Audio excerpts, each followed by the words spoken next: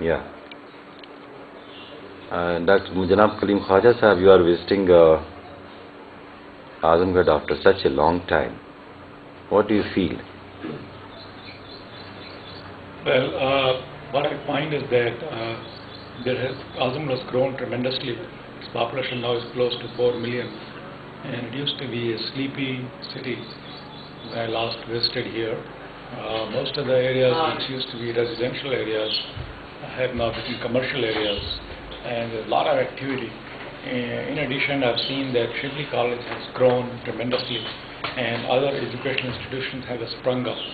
So that means the population of Azamgarh in general has become much more active in the area of education and in the industry, the business, jobs, and in the marketplace I see that a lot of products are available here which were not available earlier.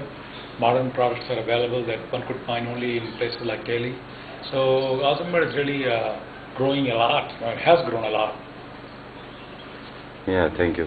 And you have visited already two madrasa, Jamatul Falah, Biladiyaganj, and Jamatul Rashad, Azamgarh, as well as Shibli College and a small institution like Salim Memorial. Can you give your impression about this, both madrasa education as well as the contemporary education like Shibli College? What do you feel? What is your impression? First of all, I'll say that I was very surprised to see the quality of education and the standards of the two madrasas, the Jam al-Falah and the Jam al-Rashad. I was expecting it to be a typical madrasa, a very conservative, orthodox Muslim institution. But what I see is that they teach modern subjects.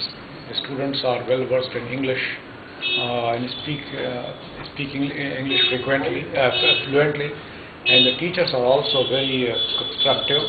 They are guiding them in the right direction. So I think in general, I was very pleased that these are modern madrasas. These madrasas, which are quite old, have now modernized themselves. Of course, as far as Shibli College is concerned, it's a very, very secular and modern institution. I saw the computer center, I saw the various labs. So it looks like Shibli College is really more like a university now, with an enrollment close to 10,000 and all kinds of departments. I see no reason why it should not be a university by itself. Now the small school that I saw, Salim Memorial School, even though it's in very basic condition and it's located in a small lane in a house which is not finished, but it goes to show how much the Muslim community wants its children to study, even if it's a very basic low-level school, but the facilities are not good. Earlier, the children would have simply spent their time loitering around, not getting any education. All those children from poorer families are now at least acquiring some basic education. So it appears to me that the Muslim community is trying to get into education at various levels, not only the well-to-do people and middle class, but also the poorer segments. That's a very positive sign, because it appears to me that Muslims of Azamgarh have realized that education is the path to progress. Khwaja Sahab, you are visiting Azamgarh, rather India, at such a time when election is going to take place, Lok Sabha election is going to take place. So what do you feel, how you feel the Muslims should vote, or Muslims should take part in the politics? Well, Muslims in the last few years, they have faced many disappointments. Many committee reports have been published but not implemented, not discussed by the government or the political parties, and instead of that, the attention of the nation is diverted into other areas. Small issues are blown up and made as the issues of the Muslims, whereas basic issues of Muslims, on which even the committee, the government's own committees like the Sichar committee have given exhaustive reports, are ignored. So the Muslims, I think, are at this time looking at two issues: their security and improvement of education in their community, for the government to provide these two to them. So to that extent, I think they are looking away from main parties. They are really not so much interested in the two parties, the national parties, the BJP and the Congress. They're looking more at regional parties, whichever regional party they may like locally. Now in UP the situation is such that there are at least two major parties, BSP and SP, who have vied for the Muslim vote many times. But at this time, especially in Azamgarh, I see that there is a tendency to go for in a different direction, because even these parties like BSP and SP did not pay attention to the problems of Azamgarh Muslims, especially the false encounters in Delhi, in Jamia Nagar, and the events that followed that. So this ulama council that was formed hastily as a result of all this in October last year, it is getting a lot of support, a lot of enthusiasm. Basically, it has become a avenue through which the Muslims who were made to feel afraid and cowed down, they're expressing their sentiments. And I think, I do not know whether the ulama council candidate will win or not win, or how many votes they will get. But at least the ulama council has done one thing, which is that it has given little confidence to Muslims that there is nothing wrong in expressing your hurt feelings at the ballot box. So if you are hurt, if there's injustice against you, then you should speak about it. You should speak about it in public rallies, and you should demand that from the politicians. That's the confidence that the ulama council has given them. The only thing I will say is that the ulama council should broaden its base. So far, yes, it's a good thing that they have put up some Hindu candidates, but that's not enough.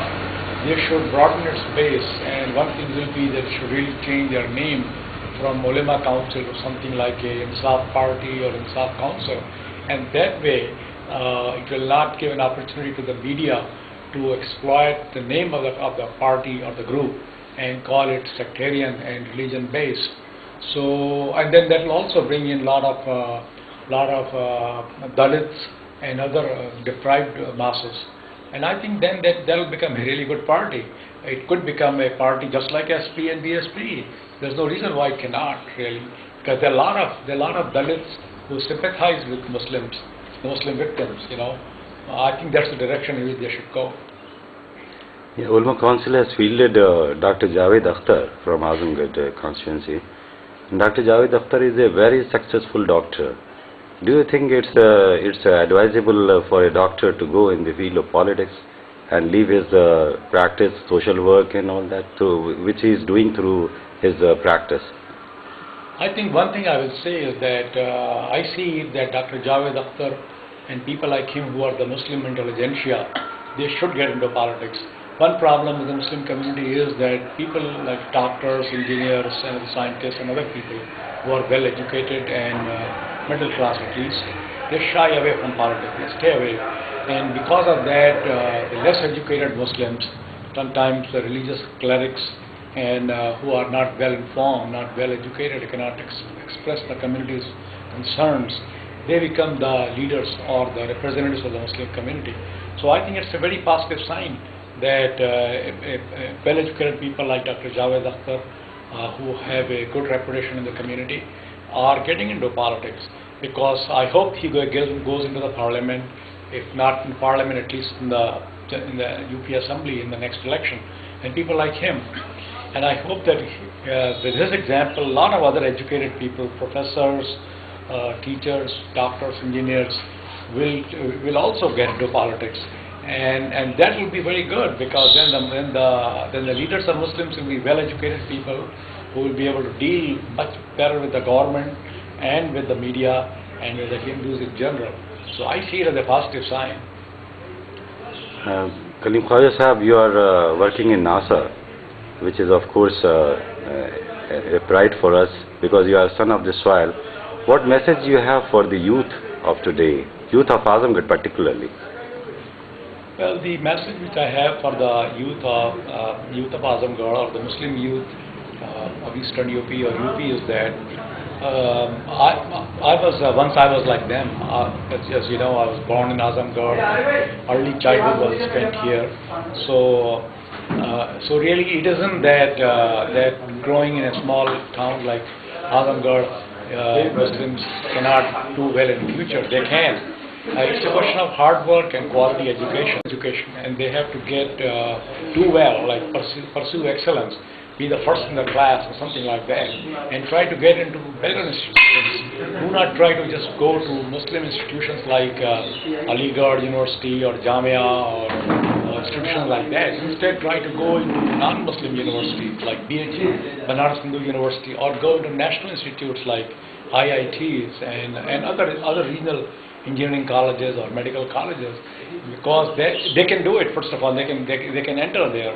In fact, if they enter there, they can develop good relationship with their Hindu classmates, and that way they can promote communal harmony between Hindus and Muslims. A lot of the tension will go away. So this is my suggestion that first of all, Muslim youth, by going into pursuing education, they can bring up the community.